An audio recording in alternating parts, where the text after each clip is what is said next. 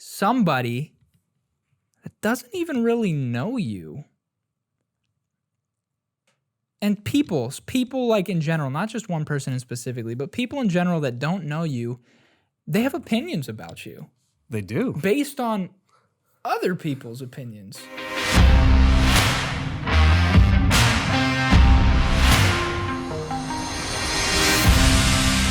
Welcome back to another episode of When I Grow Up, where we are following the story of Parker McGee, who dropped out of college in hopes of becoming a TSR concrete coatings owner, the largest residential concrete coating company in the nation. I've said this intro so many times that I don't even have to read the script anymore, and you guys probably have it memorized as well. The show is built to inspire young people. There are other ways to be successful in life that do not include going to college, sorry mom, 2021 style, and welcome to 2021. Thank you for staying on this journey with us. Yeah, it's been a minute, huh? It means a lot to us that you guys have stuck out this far. We were actually gone for a little while. We released a short video. Me and DJ David in the studio last week, we released a short video kind of telling you guys that we were coming back because people were starting to get concerned. Apparently people listen to the show. I didn't know that. You had no idea. Yeah. Apparently people care enough to be like, what happened? I thought all the views were coming because of you being on the show, Joey, but then your video only got 46, so that was clearly not the case. It's me and Jeff. Right. It was just a picture of me and David. Parker, were people concerned that potentially you failed? I think they thought I got kidnapped or something. Yeah. Or maybe the last episode was the last episode. That's a possibility. Yeah. Jeff forgot that you worked for us or worked for TSR. I know. So. Joey's like, I'm like, oh, Parker's still here and we still do this. It's been so long. Jeff, so where have we been? People want to know, apparently, what's been going on with TSR. Yeah. So we've, obviously we had the holidays. We hope that everybody was able to see the families that they wanted to. I think COVID was probably a good reason to not see some family, maybe, right? That you didn't want to. And ouch, right? But we've been working, here for us, we had the holidays, and then we also, we've been working on new product development. So one of the things that Parker is going to be able to have access to is actually this little custom Twisted Tea coasters right there, right? Yeah, actually sponsored by #Twisted Tea. Not sponsored. No, it's coming. But we've been working on our new product development. So we have for 2021, beginning in the second quarter, we have all brand new mender materials, all brand new top coats, and all brand new base coats that we're going to be using. We've been working on a formula for, I think it's probably like 6 to 8 months that we've been experimenting with, testing, changing, going back to the drawing board, working with the manufacturers to make sure that we're able to get what we have now even better. Awesome. So nobody has to be concerned if they had a floor laid down before this new developed product. No, absolutely not. It's more about being able to make sure these guys, we're going to streamline our product line for starters. So for instance, this gray one is our new one. It's odorless, it's easily ground, and it's also the same color as concrete, right? Yes. Okay.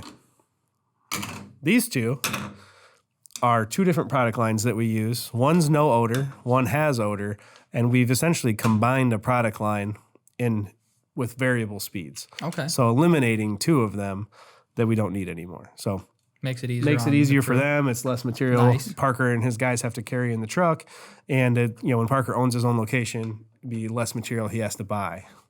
Yeah. So we've also been working on a 100% solid polyaspartic top coat that is for use in basements. It's also no odor.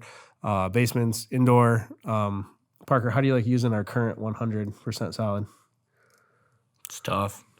Well, so what's hard about it? When you get inside, it's tough. Yeah. Your nostrils will burn a little bit. Well, that's the 94, but what about the 100? Well, I've only laid that a few times, but we usually work pretty quick, but I know a lot of people run into a lot of trouble with it just because it's so much different than the 94 top coat. Like, does it dry quicker or dry It dries quicker, it's thicker, harder to mix. The list goes on and on. I mean, you ask anyone, they're going to say, no, we hate laying 100 top coat. Yeah. So our goal was, and we've been using it for 4 years now, and it's absolutely fabulous whenever all conditions are right. But Perfect conditions. It looks Yeah. awesome for sure. yeah, it looks awesome. It's like a glass floor. So, but what we really wanted to do is we wanted to slow the material down. Currently, right now, they only have 5 to 7 minutes to utilize it. What do you mean by slow the material down? The cure time. So when you mix the A and the B together, the twisted tea and the Pepsi, when we mix them together, we only have X amount of time to work with them. Oh right? yeah. Yeah, that's And- why you're saying at the last job, hey, Yep. don't lay that yet. We're not ready for it. Yep. Okay. And I got you. think a lot of people when he said 5 to 7 minutes is like, well, what? Like you can't lay that in 5 to 7 minutes, but it starts right when you pour the material together, right? In the trailer, and then you're running downstairs, upstairs. Yeah. Yeah, you really actually only have 3 minutes because Once you as get you're there. pouring it together, you have to mix it for 2.5 Oh, minimum, right? dang. Yeah, so we got a lot of feedback from our guys, and they all said they hate the material, and so they didn't want it to be as fast, and they wanted us to slow the material down, and they wanted us to reduce the thickness of it so it's easier to work with. So that's what we've been working on for that particular material, and they also wanted it to be able to be spread further.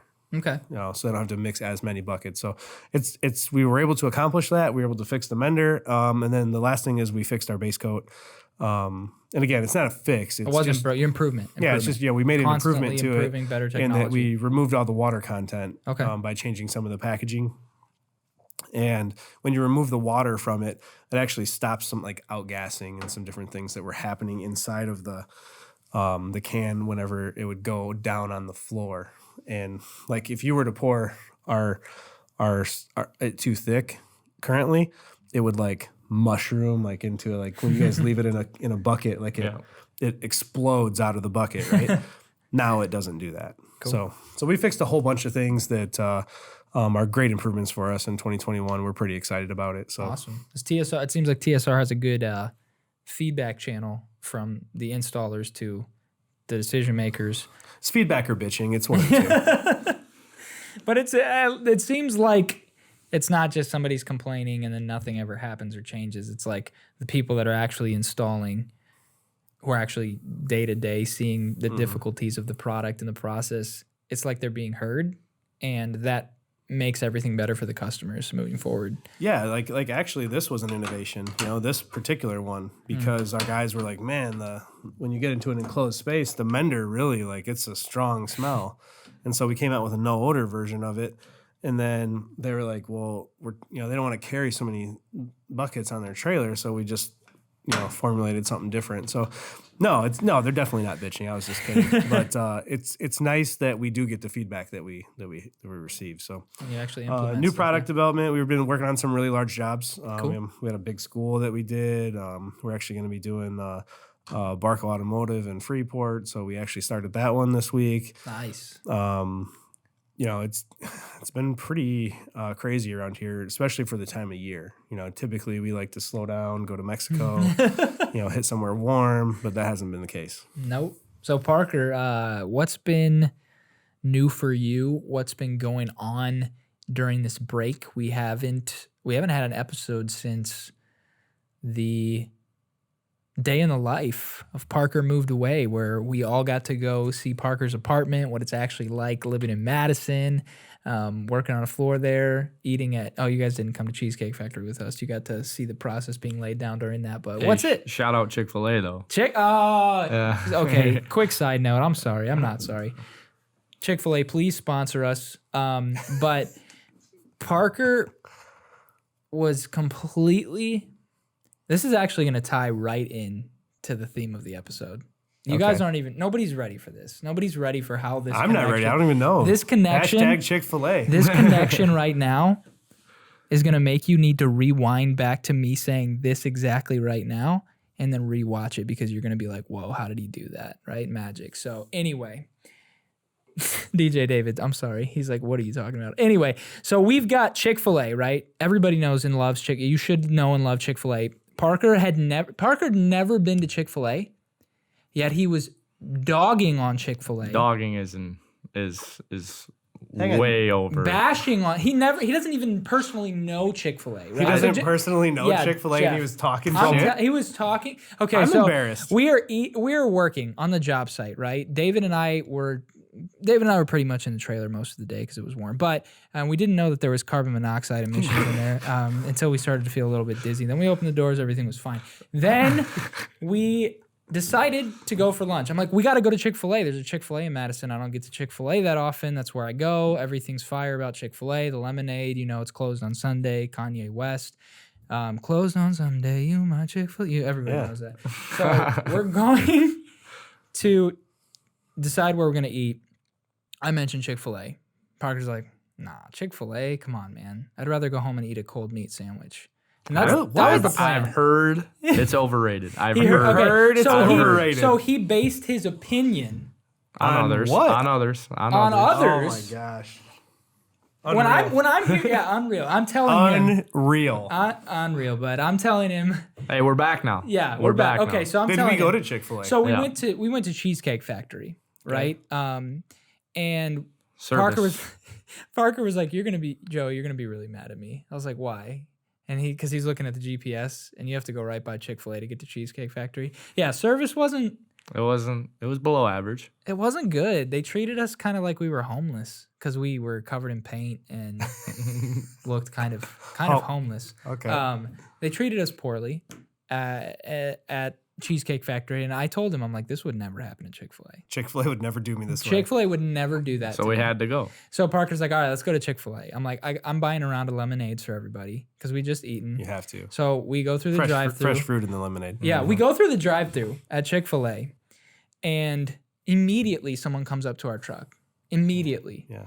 And Parker's like, wow, does this happen everywhere at all the Chick-fil-A's? Like, are they this fast everywhere? I was like, yeah. And then the person taking our order, welcome to Chick-fil-A. What can I make fresh for you today? Above and beyond, super polite. Above and beyond, super polite, right? Yeah. Well, the first thing they said is, can I get a name for the order? And Sean was like, we're like, Sean, just say your name. Sean forgot his name. Parker was like, Sean. Like, I think he was trying to think like who's paying for it. It was me, but just say Sean. Yeah, it's never Sean if it comes to paying. So, right, they take our order super fast. One guy takes our order, the next guy takes our payment. Then we're at the window, basically. This lady who's outside, running drinks and running food to the cars, she was one of the employees, and she came up to the truck. She's like, wow, that's a beautiful truck. And she's like, what's this all about? And Parker's like, hey, we actually, we lay concrete, floor coatings. We've got a card if you want one. She took the card. She's like, yeah, my husband tried to do this himself, and it's terrible. We need this to be redone. She gives him the card. She's like, yeah, I'll give you a call. I'm like, this person just went out of her way to ask what you do for a living. We're still dressed in the same. Yeah, so I'm assuming you were in the truck and trailer, right? Yeah, truck and trailer. New truck? Yep. New wrap? Yep. How's it feel to drive Corey Steele's truck? Like, you got gifted that truck.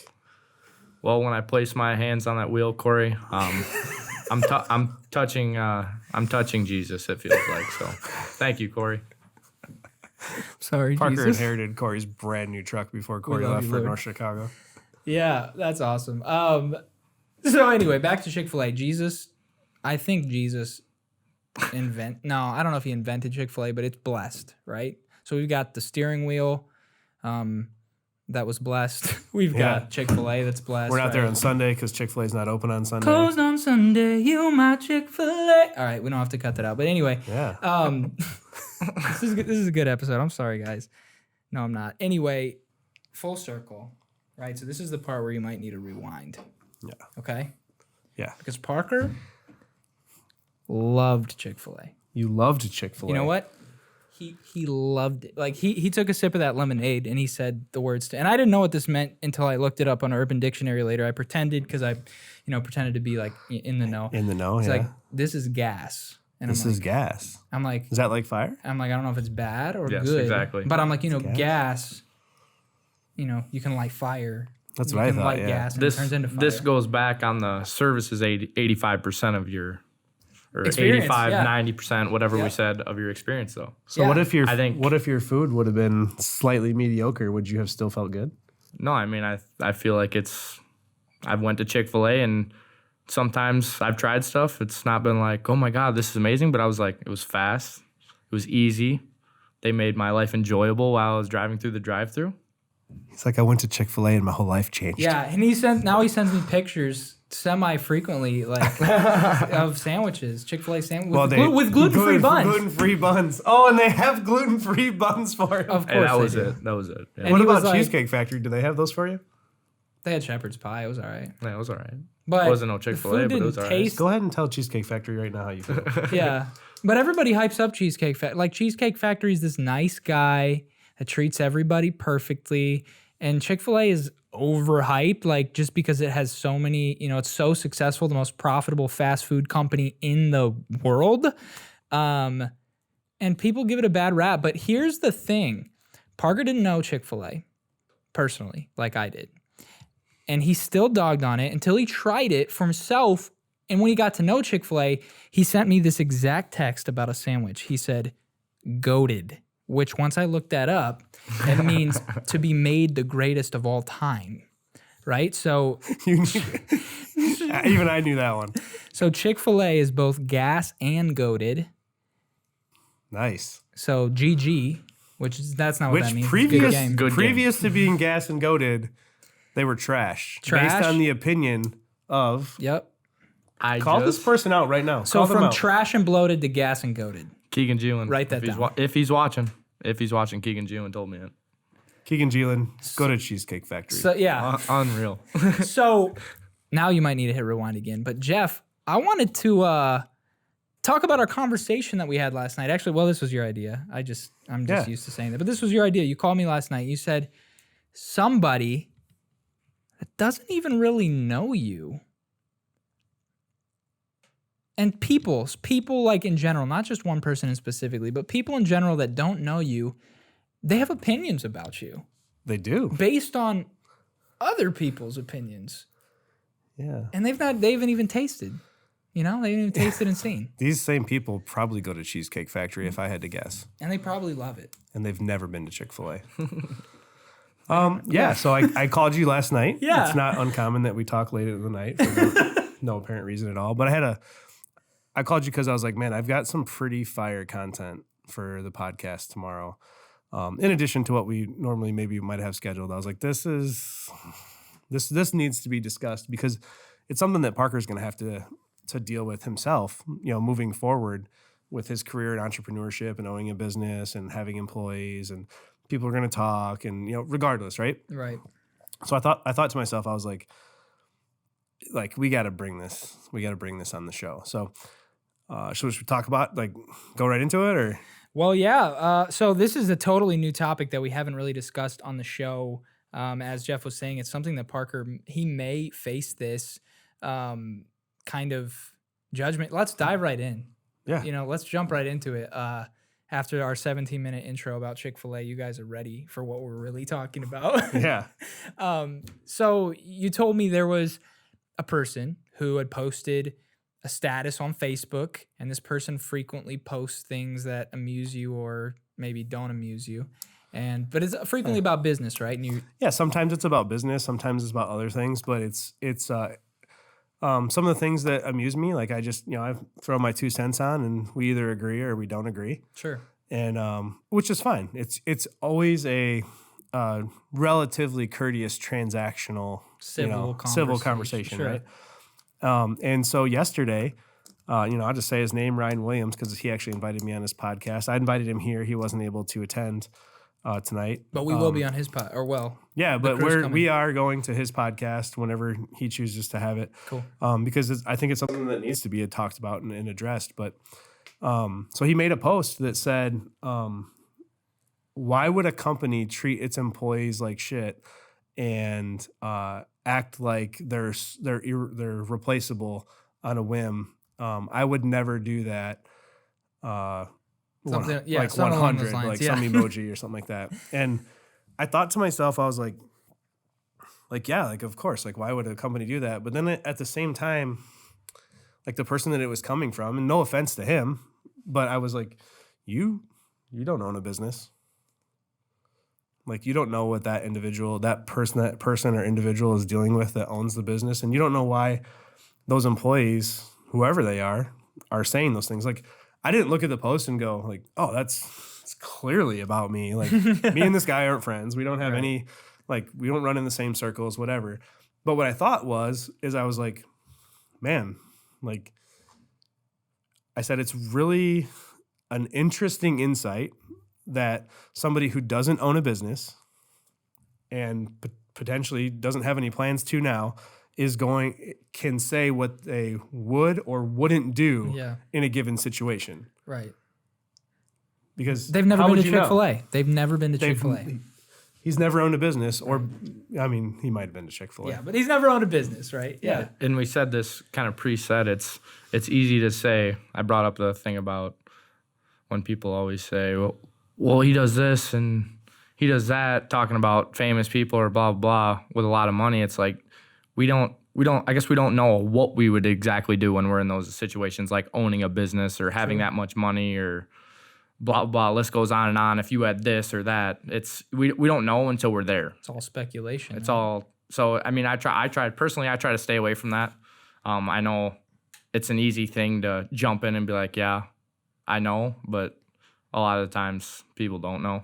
Yeah, it can make you feel good about why you're not. I would never want to run a company because it would just put me so far above the little man, the man who's building America, and like I don't want to be so disconnected. You know, like that's not what I actually believe. So I think we should like read what the post was. Go for it. You know, and to Ryan's credit, like he posts like some controversial things. Like I love it because there's generally some interaction on there, you know, from people that is positive and negative. Right. So he goes, could you imagine owning a company and treating every employee like they ain't shit and you don't need them?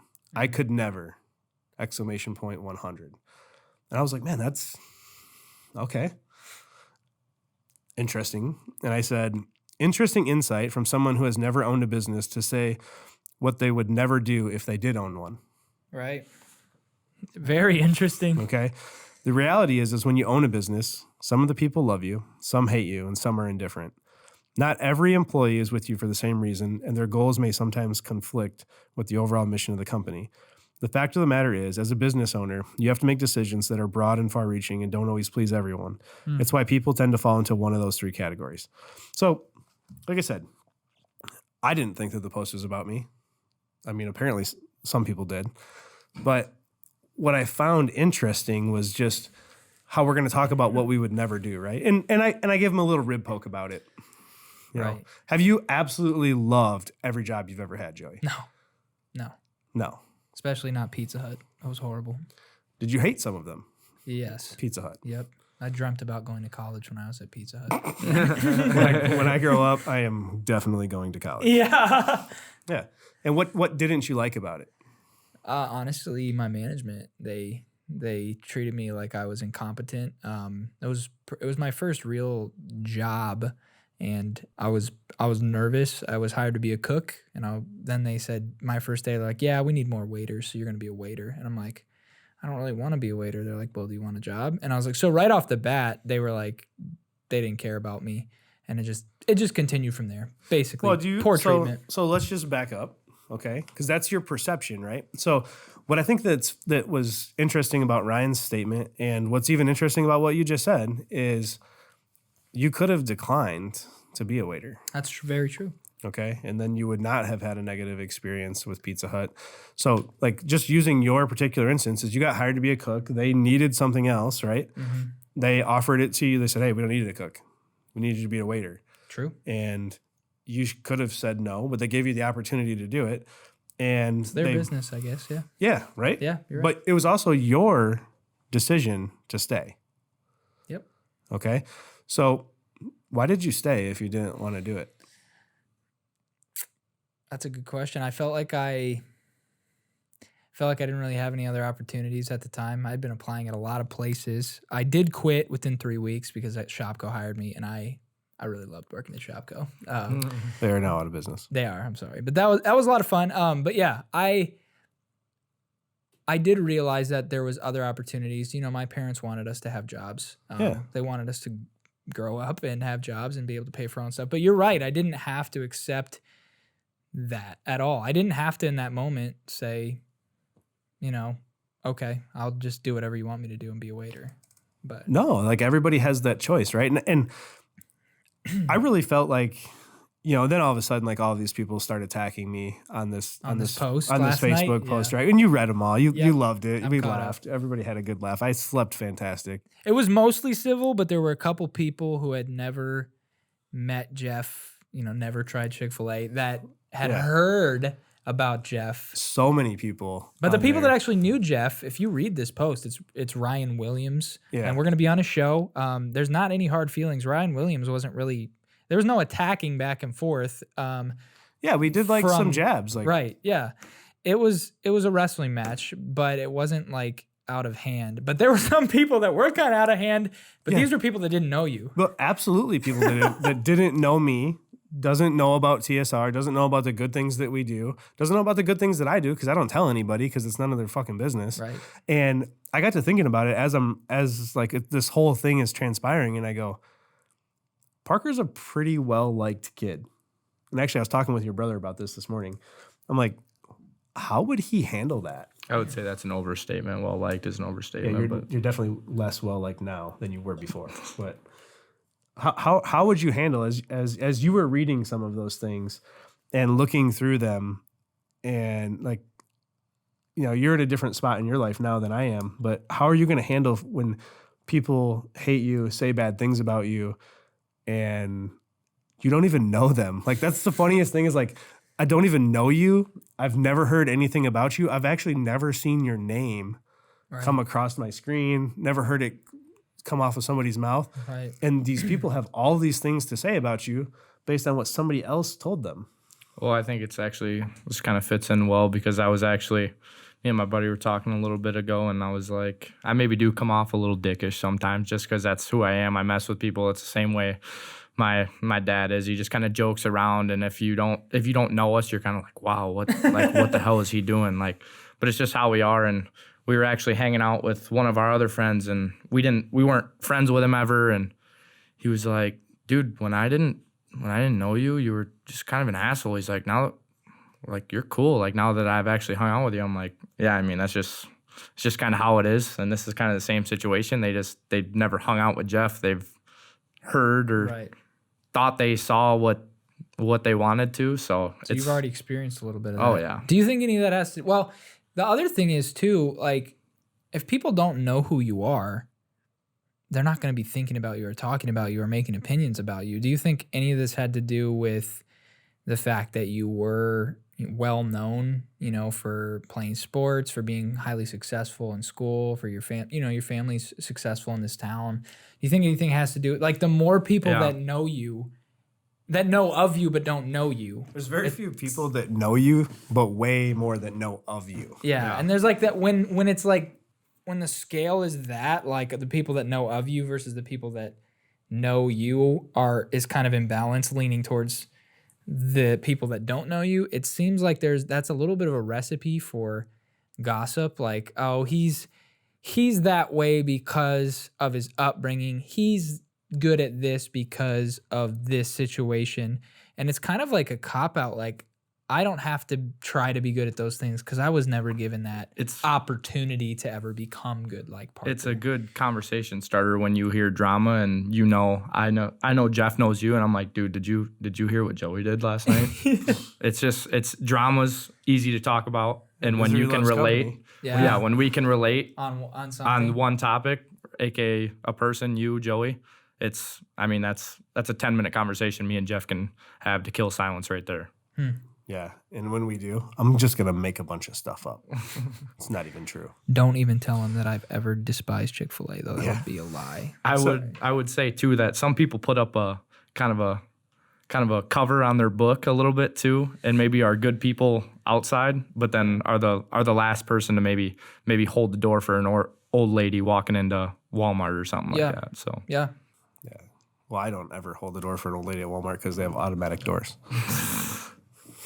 And this has been Shopko.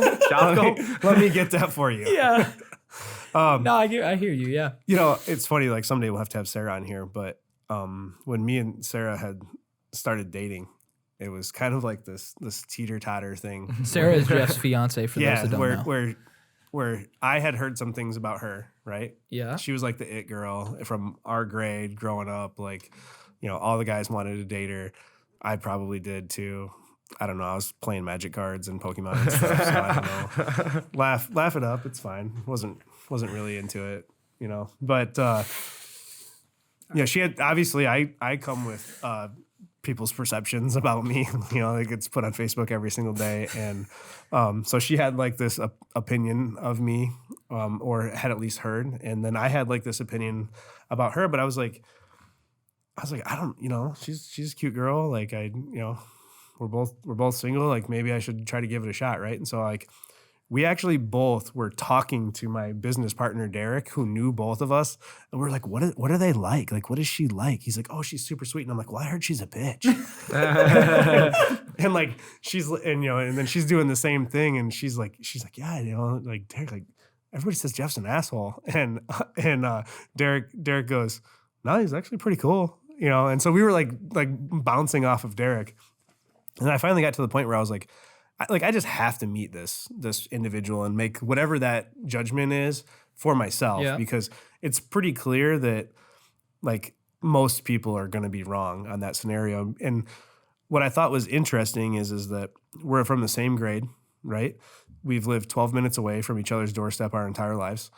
And we both had opinions of each other, but we'd never actually met or hung out. Did you go to the same school even? No, she went to Ackland. Oh, okay. Got you. So, that is very interesting. You both had opinions already formed based on other people's opinions. Yeah, we did. And then so I go and I meet her. Like our first meeting is I bring her donuts to her work. I don't even know how all this happened, but I'm like so nervous. I've got like 3 raspberry donuts because I'm like, does she like sugar? Does she like powdered sugar? Does she not? I don't know. Is it regular sugar? Like I just got like all of the raspberry donuts, and so I bring them there, and she was like holding the door for me to go in, like waiting for me outside because it was a locked facility. And I just remember like walking in, and then she like gave me a hug right away, and I was like, oh, hey, what's up? And then I always tell it, like she kind of nibbled on my ear a little bit, but not really. No, she didn't do that. Hey, zoom in, he's getting goosebumps. Oh yeah. But Twisted tea was in the way. But I knew within like 30 seconds, I'm like, oh, what everybody says about her isn't true. Like you could just hear it in the tone of her voice, right? And so like I think of that story whenever, like last night, whenever these people are saying these things about me, I'm like, wow, like I just killed them with kindness, because I told the one girl, what did she say? She said I was an She said you were abusive piece of shit. I think those are her exact words. I have never seen her name. I don't know who she is. And I was like, this escalated quickly. Super. I was like, I don't know who you are, and I would never pass that type of judgment on you. But I thank you for your boundless insight into the subject. Yeah, and it was so clear. Funny, the people who did know you that were on the post, like one was Paige. Yeah, so actually Paige came to my defense, right? Which is hilarious.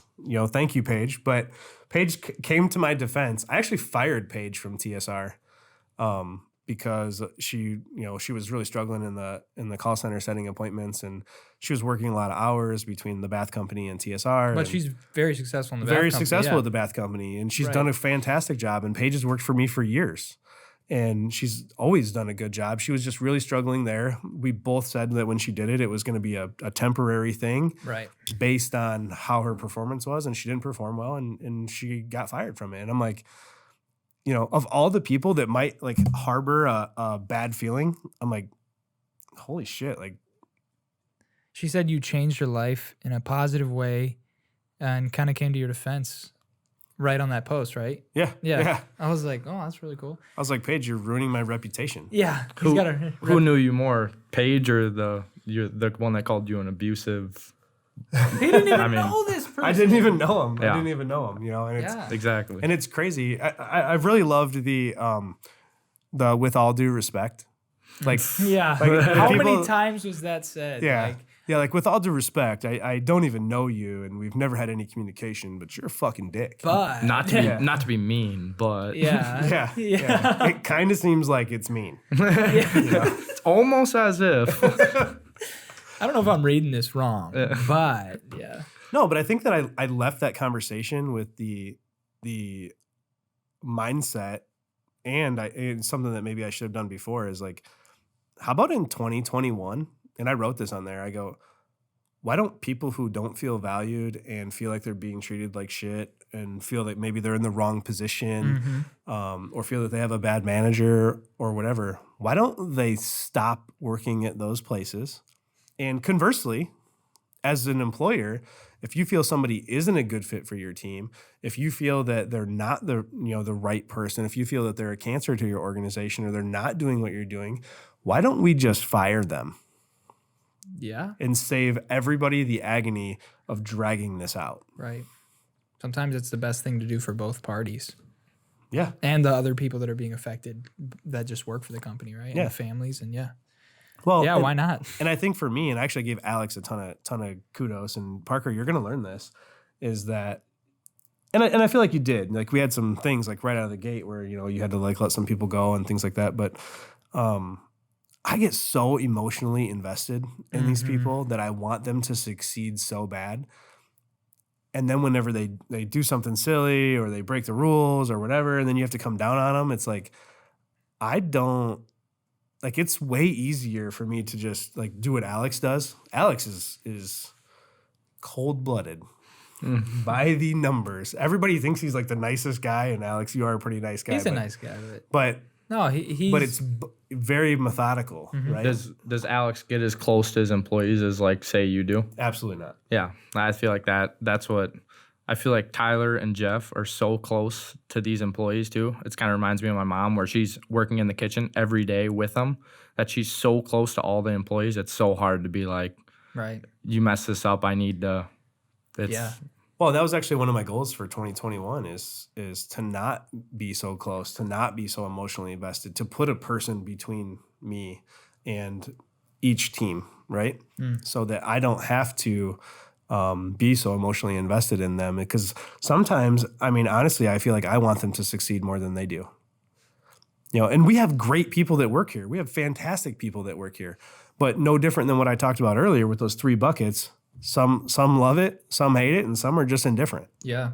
Yeah, I think that is a very valuable insight. I think though you don't think there's anything wrong with being able to be friends with people that you work for or people that work for you or people you work with. It's as long as it's like not, I guess I don't know exactly. A good scenario is when Alex Mark, who we're talking about right now, one of the owners of Home Forever Bass with Jeff. I do work for him. I used to work for him. He ran a marketing company, still does. And now I still do work for him, but I just run my own business, and now I'm contracted to work for him. But a conversation that Alex and I had, we were kind of talking about going into business together, and he told me actually, I would rather remain friends with you, and I think having a partnership at this time may kind of put a rift in our friendship. And I was thinking the exact same thing when we met for lunch this day, and we were talking about this, and it all went down. It's a long story. I'm not going to go all the way into it, but Alex is an awesome guy. He's given me a lot of opportunities, just like Jeff, and but yeah, Alex does have that perception, like nice guy. Everybody I've never heard a bad thing said about Alex, but which is like, Alex, you are a great guy. He is the stone cold killer that will surprise you. Yeah, well, that's the thing, and this is what I told Alex, because I absolutely agree with him. I don't want Alex paying me because he's my friend. Right. I tell Alex every time we talk about a new marketing video or a new video, I'm like, Alex, how are the ads doing that I'm making for you? Do not pay me if I'm not adding value. I'm like, right. I want to be friends with you first. Do not pay me. Same goes with you. Everyone I work for, like if I'm not actually adding value to you, please do not pay me, because I don't want our human relationship to suffer based on me expecting something from you just because you have a business and money. I don't want that. I want to add value and be friends. If you could just relay that to the entire world. That's what we're trying to do here on When I Grow Up. But Parker's going to learn that. And when he goes to his own area. I mean, quite honestly, Parker, just in my personal experiences, you're better off to fish outside your pond. Yeah. And I think that you're probably like kind of starting to realize that as you think about like where you want to go and how you're going to set up right away. Like you're just way better off to start fishing outside of your inner circle because actually this summer, me and one of my best friends, I have very few friends and I keep that circle real tight these days. But I have Tyler is what I would consider my best friend in the entire world. Basically brothers. Basically brothers. And then my other best friend would be Kevin Gallagher. Those are friendships that are from kindergarten. And then Kevin is fourth grade. Like that's how far back they go. Wow. And Kevin had worked for my organizations for, oh my God, 6-7 years. Okay.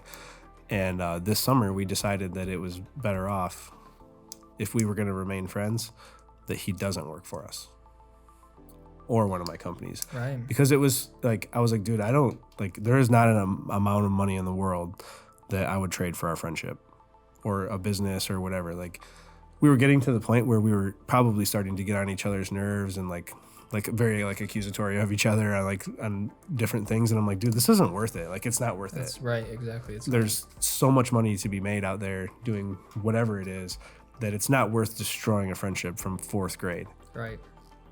Yeah. No, I completely agree with you. Have you given much thought to that? Like, do you have a lot of close friends that... Yeah, no, I've had friends before even say, bro, let's like, let me come work for you. I'm like, dude, it's just not, like, I don't want to work with my friends. It's nothing against you, but I just don't want to. Like, right. Sean, I guess I don't know what I saw differently about Sean. I think we just kind of hopped in and went, and that's why it's going. But it's working well? Yeah, it's working really well, actually. Sean's awesome, so... But don't make him dependent on you. Right, yeah. Exactly. Yeah, no, I think it's hard.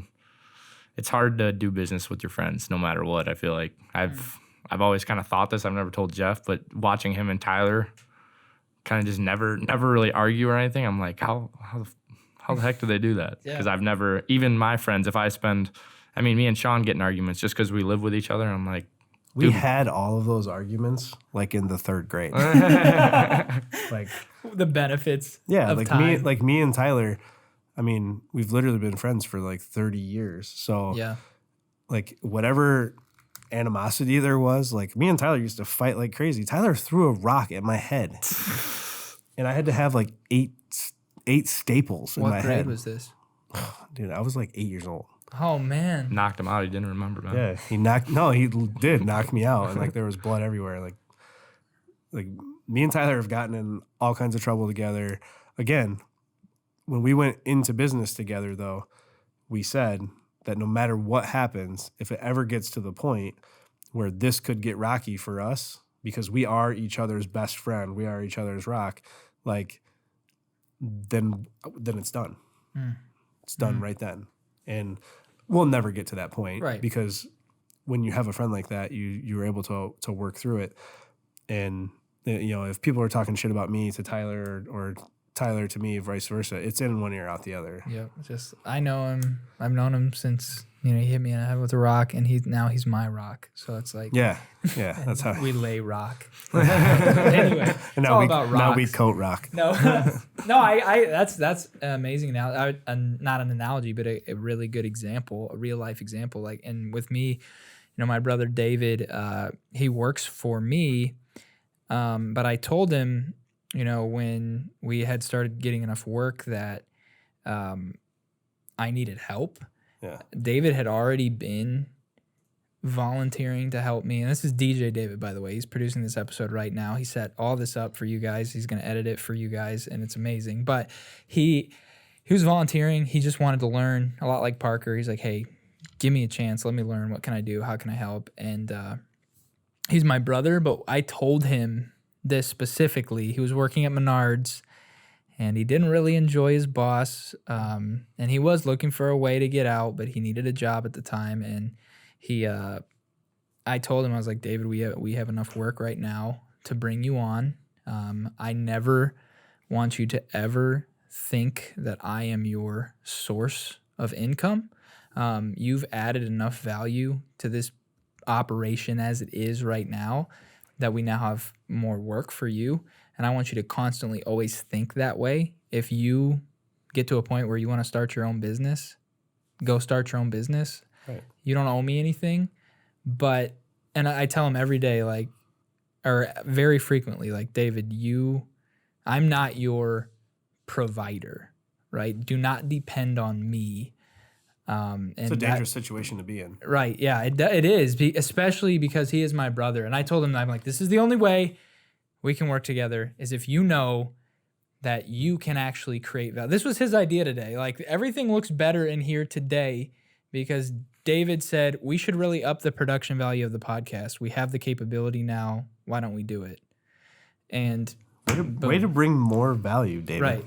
And he literally in the car on the way here, when we were leaving Jeff's house, we were filming some ads today. He's like, man, I really appreciate doing this kind of stuff. Like, I think Jeff and people care and notice when we just go out of our way to improve our quality without people asking and without charging them more money. Like, we're just trying to get better. He specifically said that, and he's like, I think people appreciate that. I know I would appreciate that. So I do. I don't always tell you though, because I don't want your heads to get right. big. I know. But he thinks about these things, and you should. You want to be better than the next guy, right? Right. Because there's always like one thing that I think that people don't notice, like in their lives, is there's always a next guy. Mm-hmm.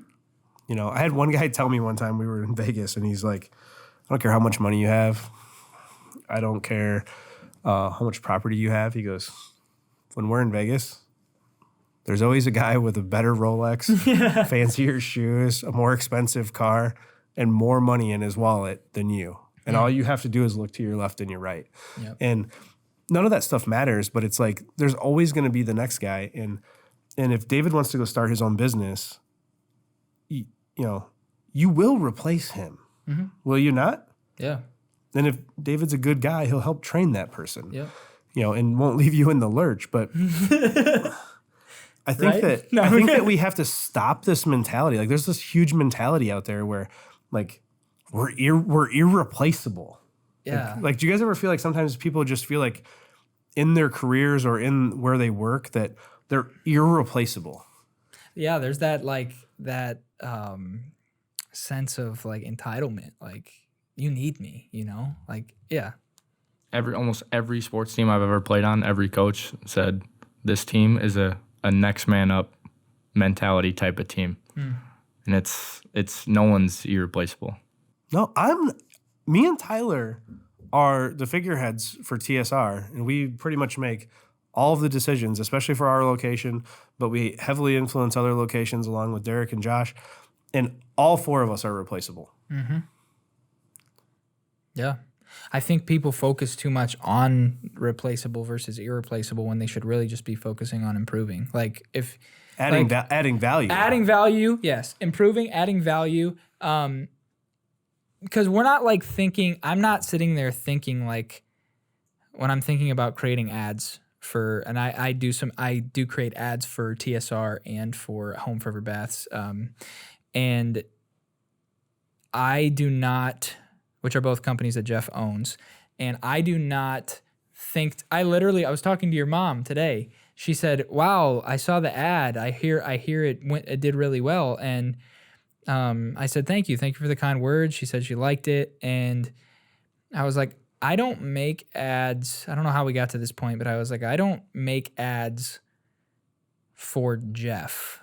Like, I want him to like them, but I don't look at Jeff as my teacher and I'm turning in an assignment based on what he wants. I make ads for the purpose of them attracting customers, for the purpose of creating more jobs. That is my mentality when I'm thinking of making ads. Now, I do get paid to make the ads, but my first thought is not how much is this person going to pay me and how much do I have to please them for them to keep paying me. I'm thinking of how do I create more jobs for the company that is hiring me. Do you feel like that increases the quality of the ad when you look at it more so not turning in an assignment, but like 100-fold, because I'm not I'm not thinking about, I'm not scared like Jeff's going to hate this ad and fire me. I'm not even thinking about trying to, I want you to be happy, Yeah. but I'm not thinking about that as my bottom line. I'm thinking about the end result, and it constantly challenges us to be better than we were last time rather than just, okay, that worked. That's the bare minimum. We can go I'll forward. tell you guys right now, and I give out not many compliments, right? Because at this point in my life, there's not a whole lot that impresses me either positively or negatively, aside from my kids, but right. and Sarah, Your but family. but it's what it comes down to is this last round of creative that you did, hands down the best digital and TV marketing that I've ever seen for a home improvement company. And I think that whenever the TV ads run, they're going to do extremely well. And they're not gimmicky. So one of the things that I told you is I didn't give him like, hey, you have to say this. I didn't tell him what he had to do. You gave me a few bullet points. I said, this is what we are. Mm-hmm. This is what our product does. This is what I don't want. I don't want gimmicks. I don't want, because that's not what our customers want. Our customers want a great quality floor. I don't want adsy type things in there like X amount off or that kind of thing, because that's not, if somebody is buying a concrete coating from us, I don't want them to do it. I don't want it to be cheap, yeah. I don't want them to do it because they got 11% off rebate. Menards. Right? Like, that's not why I want them to do it, because all they did was raise the price 11% and you know what I'm saying? Knock it, and then knock it back down. But I mean, that's not the type of individual that I want to attract to our customer. I want somebody who's interested in a quality floor with a quality person and a quality equipment and a quality job to be done, not because they saw an ad for an 11% off and said, well, shucks. Yeah. I better get it before it's done. Yeah. Right. Yep. Yeah, that's not what we want. So I think that your ads that you and David created delivered the branding and the content that TSR wants. And, the other thing I told them is I said, we need to be able to, we have 6 different locations. We have to be able to use it everywhere. Like, you can't just make it so localized and specific that it has to be just here in Rockford area. Right. Yeah. Yeah, and I mean, to tie that, I know we went on a little bit of a tangent, but to tie this all back in, we're talking about people who are working together, that have good relationships with each other, because their focus isn't on, like, my focus isn't on what can Jeff give me, and Parker, I would say, is that your focus? Like, did you come into this like, what can Jeff give me? Because, Jeff's successful, Jeff has a big company, Jeff has nice cars. What can Jeff give me? Did you come into this with that mentality, or did you come in with the mentality of what can I offer TSR?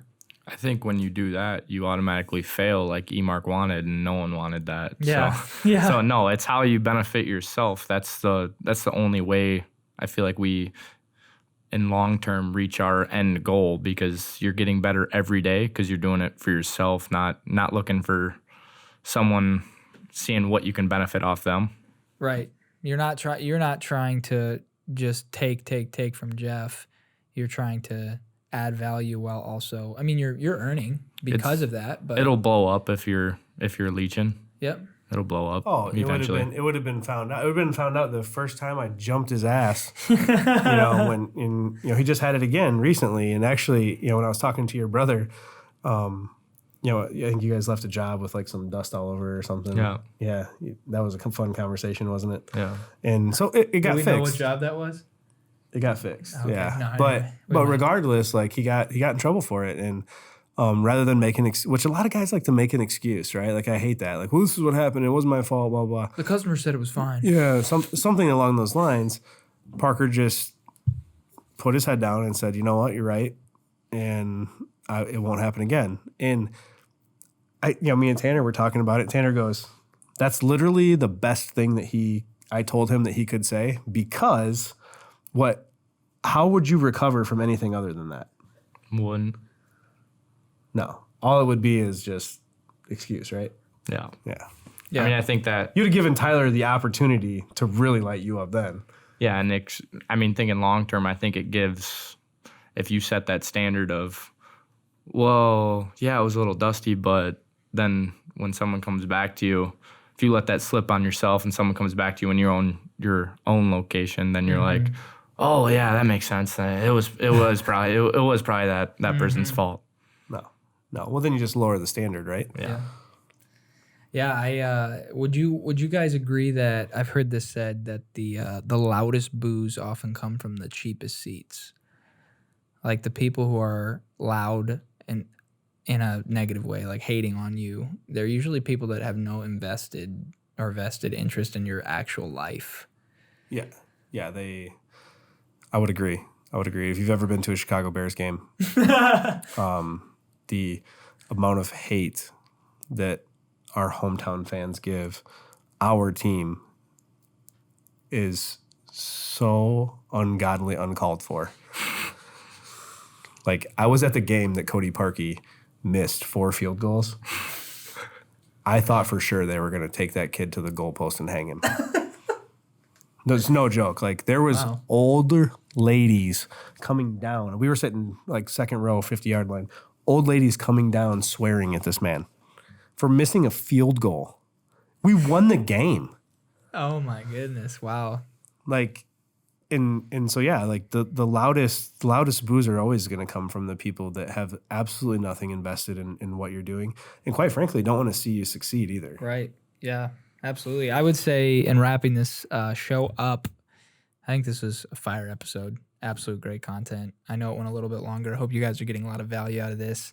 But some kind of key takeaways. I always like to leave the people who are investing their time, spending an hour with us tonight, listening to, or whenever you're listening to the show, I always like to leave people with, what can you take away to actually go apply to your life, to actually make your life better? Like, hopefully you're not just listening to the show to see if Parker messes up and fails, and hopefully you're not just one of the haters that we've been talking about, because then you're wasting a whole lot of your time on somebody's life who's not even thinking about you. Do you think that people started watching it first just to see? Probably because of the thumbnails and the titles. Yeah. Clickbait. Clickbait. I think so, but I think that there's been enough people that are vested now that actually want to see what's going on. But for the people that care, I think some of the biggest takeaways I've got from listening to you guys and Jeff, being an experienced business operator, as I look up to you and learn from a lot of the things that you're doing, a lot of the things that I've taken away from this conversation are that if you don't know somebody, don't waste your time talking about them and making up things and saying things that don't add value to your life or even really take away value from their life. It's just kind of a waste of time.